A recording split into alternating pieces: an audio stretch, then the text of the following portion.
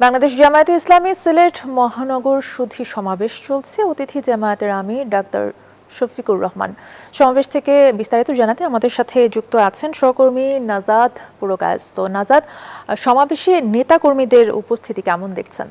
ধন্যবাদ। আমি আছি এখন সিলেট জেলা শিল্পকলা একাডেমিতে। এখানে কিন্তু সিলেট জেলা মহানগর জামাত মহানগরের পক্ষ থেকে কিন্তু সুধী সমাবেশের আয়োজন করা হচ্ছে, যেখানে কিন্তু একটু পরেই জামাতের আমির এবং বিরোধী দলীয় নেতা ডক্টর শফিকুর রহমান চৌধুরী কিন্তু উপস্থিত হবেন এবং এই উপলক্ষে কিন্তু এখানে নেতাকর্মীরা উপস্থিত হচ্ছেন এবং আপনারা দেখতেই পাচ্ছেন এখানে কিন্তু স্থানীয় নেতাকর্মীরা আছেন, তারা কিন্তু বক্তব্য দিচ্ছেন এবং একই সাথে কিন্তু যে দর্শক সারি রয়েছে সেখানে কিন্তু বেশ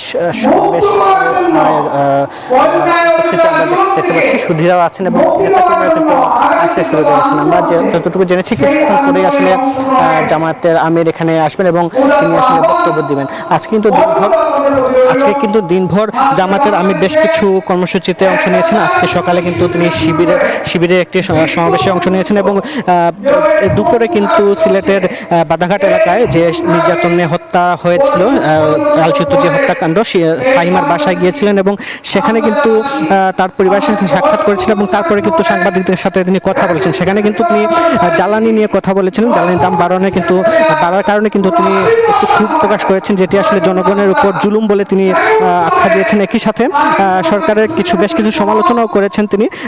যেমনটি বলেছেন, এই জ্বালানি তেলের দাম বৃদ্ধি আসলে সংসদে আলোচনা করা যেত, আলোচনা করার মাধ্যমে কিন্তু এইটি বাড়ানো যেত এবং একই সাথে যে আলোচিত বেশ কয়েকটি হত্যাকাণ্ড হয়েছে, সিলেটের যে ফাহিমা হত্যাকাণ্ড, সেটি আসলে অন্যান্য হত্যাকাণ্ডের মতো 15 দিনের মধ্যে এটি বিচার কাজ